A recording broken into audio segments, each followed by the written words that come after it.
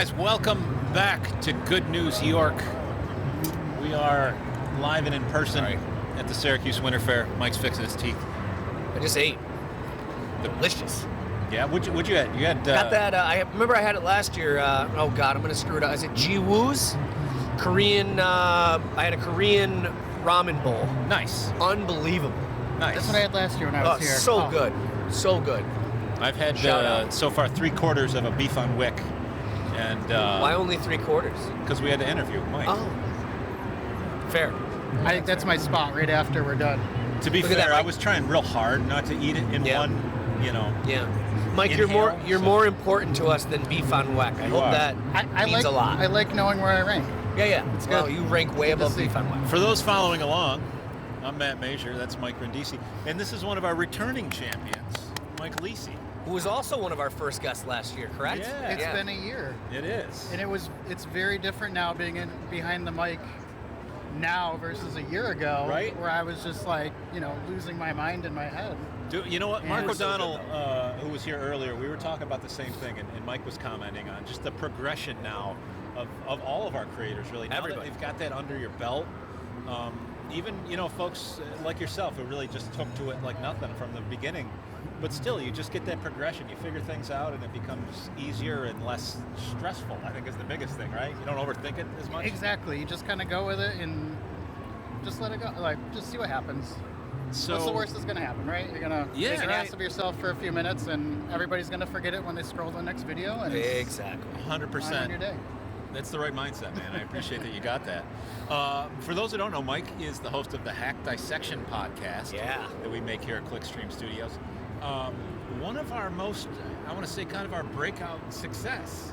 And I think a lot of it just lends itself because, the cybersecurity topics that you talk about, the pen testing, things like that, are really just home base for the internet. So I think the second we put that out there, people have jumped on it. But you've people from all over, people in your networks all over the world have seen your content, right? Yeah. It was really weird the first time that I had somebody just send me a message on X or on Discord or whatever and be like, hey, you're showing up on my feed just out of nowhere. Like, what the heck's going on? And that was a weird feeling because I had never really done a lot of content recording, anything like that. And now it's been great to reach out to more folks, and they love sharing those stories. Well, it's one of those things also that I think speaks to the fact that not only you, but your guests, your team members that you bring on, you guys really know your stuff. Yeah. And this isn't one of those, fluff shows. You guys really get into the weeds of your profession, and the profession seems to really respect it. You actually got ranked in a industry publication, right? Yeah, we got ranked in the top cybersecurity podcast, so we were number 5 out of the top 10, which is great. That's awesome. And a really close friend of mine had the number 1 and number 3 spots, so wow. I'm bringing him on one of the upcoming episodes, maybe to help us 100%. edge up a little bit more. That's great. Mike, for those who don't know, can you just talk a little bit about your business and the topics that are also in the podcast? Yeah, we specialize in cybersecurity, so our whole mission is to help organizations identify their risks, physical, digital, whatever it may be, and just try and help them become a little bit more secure. Because it affects everybody. No matter what you're doing these days, the cybersecurity realm is impacting you professionally, personally, just across the board. So there's a lot of opportunity to help people, and that's what we like. There is, and it's so interesting, and that's one of the things I think is why your podcast is so interesting, is because you and your guys get on there and tell us some of the real life in the trenches stories of vulnerabilities that you've discovered that companies were kind of living with, and all kinds of things like that. What's interesting to me is always, for those who don't know, I've got a background in IT. We kind of act as that general practitioner, right? When you think about it, like in the medical model, we're the first people you see. We know the guidelines. We know how to keep people safe from basic things and make sure you're doing basic things. But it gets so much more in depth. And I always look at it like you guys are the heart surgeons, It's time to refer somebody who specializes in this. That's what Mike and his team do. Talk a little bit about that penetration testing piece, because I think that's something that people don't necessarily understand in cybersecurity, and also I think it's kind of one of the most interesting parts. Yeah, and think of it like this. Like when you're looking to secure something, say your house, one of the things that you might do is just figure out, hey, what's the best practices that I should take into consideration? So maybe it's like a door locks or door alarms or whatever. And that's where most organizations start. They implement these things and they say, hey, like we're doing good. But then the next step is, how do we know? Those alarms never go off. Those locks are never tested. Are they actually working for you? Yeah. So one of the things that we do is once those organizations have those foundational elements in place, we'll come in and basically say like, hey, we're going to try and break in. We're going to see what trips, what works, what doesn't work. And if we notice anything, we're going to identify that, help point that out, and give you some ideas on what you can do to recommend, improving that and like closing off those gaps. That's incredible. So we get to be the bad guys without going to jail. Yeah, to me that's the most fun part. Oh, it's great. Especially when you talk about, so we did an episode or two of your show where we talk about physical pen testing, right? Because a lot of we talk about cybersecurity, we're thinking programs and the internet and things of that nature. But you get into testing the security system of the building even, right? Sure, yeah, because it all kind of overlaps in different ways. So the physical space is just as important as the digital space. If you are expecting people to stay out or to have processes or procedures or whatever to make sure that only the people that should be there are there, that's another area where you could get some evaluation done. And it overlaps with our realm because you have those things like physical locks, digital locks, just the spaces themselves, cameras, readers, all that stuff. And we can actually help evaluate those things and come up with some ideas that you might not have thought of. Yeah, that's so much fun. I always think back, and this might be dating myself, but the old original MacGyver show. Hell yeah. There was more than one episode where that was kind of MacGyver's task, was test this very high-tech system. You got a paper clip and a pen, get out of here. And I always thought that was the coolest part. You guys get to do that stuff for a living. Dude, so cool. I will say, Danny Tripodi, one of the members of our team who's running the board right now, we produce the podcast at Clickstream Studios, including yours.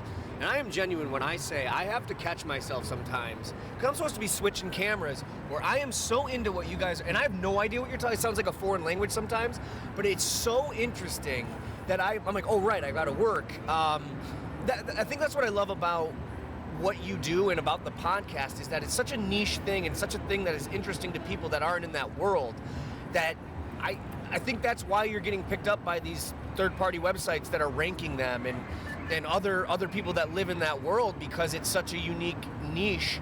And I'm just so impressed by it, and I think that's why we've had so many interesting clips, because you want to hear about this stuff. It's really, really interesting. Yeah. Well, think about it like true crime stuff. Like that's really engaging because you're getting kind of this look into a realm that you're probably not going to really encounter, or you don't want to encounter. Yeah. And then you're getting to get some of those stories from somebody that's doing that. So we're emulating the criminals. We're getting to learn how they act and replicate some of those things. And there's some curiosity behind that regardless of what you're doing. And I think that's really what's led to that success. We always talk about heroes, military vets or people in the military, police officers, firemen, paramedics. Honestly, if you really think about it, you guys are kind of unsung heroes. You're protecting us on the internet. The internet is it's the world now. So, you guys are really doing things that are so important to society, and I appreciate it. It's a huge field. I'm lucky to be part of it, and just happy that it's not going anywhere. It's certainly not. Mike, along those lines, what's very interesting is as we both know, cybersecurity starts at like the lowest level, right? The everyday person, the everyday user at a company, or even people at home. What are a couple of the most misunderstood or the best bits of advice that you could offer just an everyday person, whether they're thinking about what they're doing at work or at home? Well, it's always important for anybody in the organization to just understand some of those foundational elements, just knowing what the expectations are of the organization.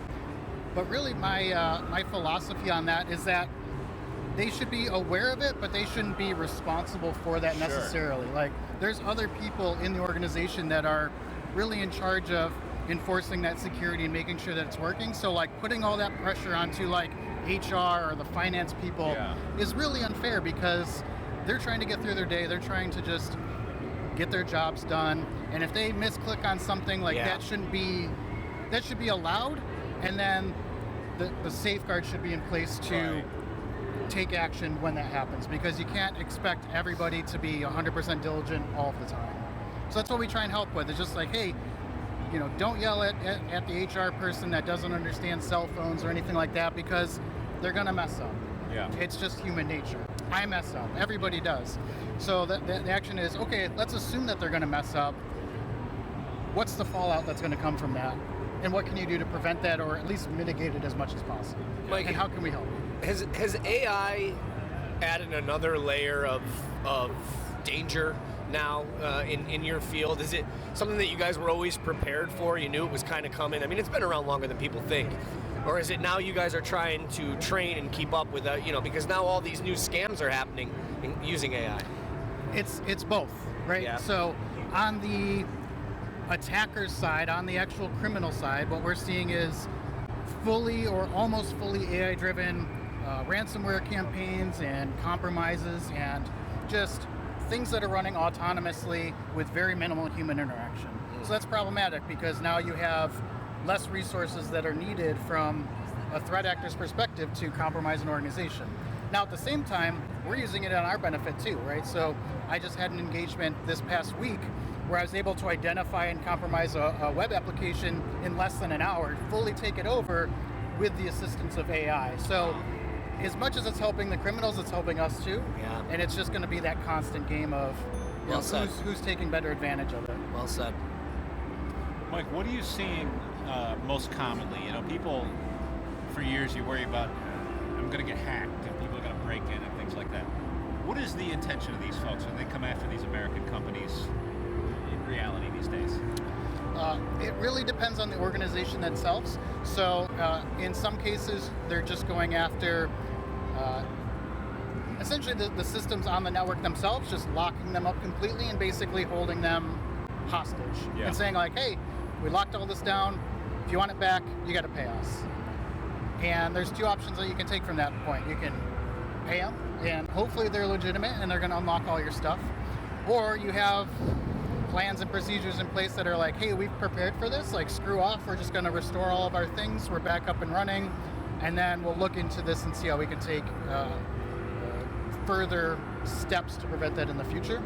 But for like the general public, you're looking at typical invoice scams, right? They want your money in some form, whether that's gift cards, whether that's like crypto of some sort, just whatever the case may be. They'll take the money however they can get it. So you'll see a lot of fake invoices, a lot of, hey, we're going to make this, you made this purchase from Apple. If you didn't do this, call us at this number. And it's never a number that's actually Apple or actually PayPal. So those are the things to really look out for, and think about it a little bit more closely before diving in. That's incredible. Have you, I had a buddy, he's a mechanic. He was a professional motocross driver, for lack of a better term. And he used to tell me stories where he would go and get his car worked on, and they'd try to scam him, and he'd be like, guys, nice try, you're wrong guy. Has that ever happened to you where someone tried to hack you or take advantage of you in the digital world, and you're like, buddy? And you got any cool stories like that? Oh, let me see which ones I could talk about. Oh, so which ones? Which ones? I like having fun with that from time to time. I don't take it too far. There's actually some people out there that have content, and they just call up the scammers and just try to waste as much time as possible. So I do that from time to time. Like, I'll just message them back. What I see lately is like people reaching out for like job opportunities. They're like, oh, like message me on WhatsApp and we'll talk about and I'll do that. And we'll chat. And they'll send me through all these loops, and I'll just essentially waste their time with it. Sure. So I just have fun with that, but I don't actually like attack back or do any of those types of things. I'm sorry. One quick. Are there red flags you could tell, like Matt said, the everyday people? I know it's a very broad question because there's so many different scams, but like, for example, like I know that once they start asking you, can you go down and buy some gift cards? That's a red flag. Are there some more that maybe are off the radar that people should listen for? Or Largely, if they're trying to redirect you from one communication channel to another, that's a big red flag, right? They're saying like, hey, here's something through email, now call me, or here's something through email and text this number. Like they're trying to get from Yes. one channel to another, and that's always Great. something to be aware of. That's great. If they're trying to do that, because if you're like, when I work with Matt, right, he does a lot of IT stuff for us. He When I'm scams us all. communicating with him, it's always the same thing. I hit them up on the ticket, they hit me up on email, it's a back and forth in that same medium. They're never like, hey, well, text me on this other platform that nobody can monitor, and then we'll look into your security issue. Like, that's not a thing. Yeah. At least that's not a legitimate thing that you should be more conscious of. That's wild, man. Great answer. Mike Lisi, Hack Dissection Podcast. Really a great one to listen to. Such a cool thing. Before we let you go and let you enjoy the fair here, I want to talk about a little bit, because we're growing, we're expanding, we're opening a new place downtown, and so are you. Yeah. Tell us a little bit about your new office space. Yeah, so we're coming up on 5 years of being in business, so hitting that, that big, milestone, I guess, from a business perspective. And through the networking that we've done, we got an opportunity to join the folks over at the Inspire Innovation Hub. Nice. And we opened up an office over there to help all the startups there and just kind of have some presence downtown. So yeah, we're loving it. It's getting me out of the basement a little bit here. Even though our team's all around the country, it's nice to have something a little bit more legitimate for the business operations. I think that's very interesting, because a lot of people go back and forth, and especially in your industry, we talk about, long before the pandemic or any of that, I've always said, as technical guys, programmers, IT, cybersecurity, we were the remote workers 20 years ago. That's when right. Nobody even grasped that concept, right? So that's always kind of been the way a lot of these professionals work, especially in your industry. Yeah. So to see you kind of go, hey, let me get a commercial space, a little more traditional thing, I think is interesting. I see it more as just adding some legitimacy to the operations, right? If somebody's looking up the company, they're like, oh, where are these guys located, anything like that, and it's like going to a residential address, that's kind of weird. So it's more just of, hey, we have an establishment, we have this place downtown, we're with all these other organizations. It also helps a lot in the networking side, right? I'm not interacting with a lot of business owners out of my basement day to day, so opportunities there that I really didn't think about before I was a business owner, right? No, I think that's great, and I think that's a great point. I did the same thing when I started. The IT business, we could very well operate out of our respective homes very easily, but for the same reason, for that legitimacy of, hey, we're a real business, and you can come meet me in an office, and that was huge for our business. Honestly, I think it was well worth the money that I maybe didn't need to spend at the time, but definitely paid off. So I'm glad to see you do that. And a little programming note, Good News York will be touring the Inspire Innovation Hub coming up this week, so pay attention for those episodes. We'll pop in. We'll give you the full layout. It's a pretty neat space from what was formerly the Tech Garden years ago. Yeah, they did a lot of great work there. What day are you guys going to be there? I want to say Tuesday. Tuesday? Okay. I can look if you. But yeah, we'll hunt you around. I'm just curious so I can try and be there and say hi when you guys are that out. would be great. It is Tuesday, yeah. All right, perfect. But yeah, so Mike, before we let you go, give us the plugs, the website, stuff like that, where people can find you. Yeah, so a couple of things that we have going on. Obviously, the podcast, if you're interested in some of those stories, some things from the industry, that's Hack Dissection. You can find it across all the platforms. These guys take care of it for me, so I love that.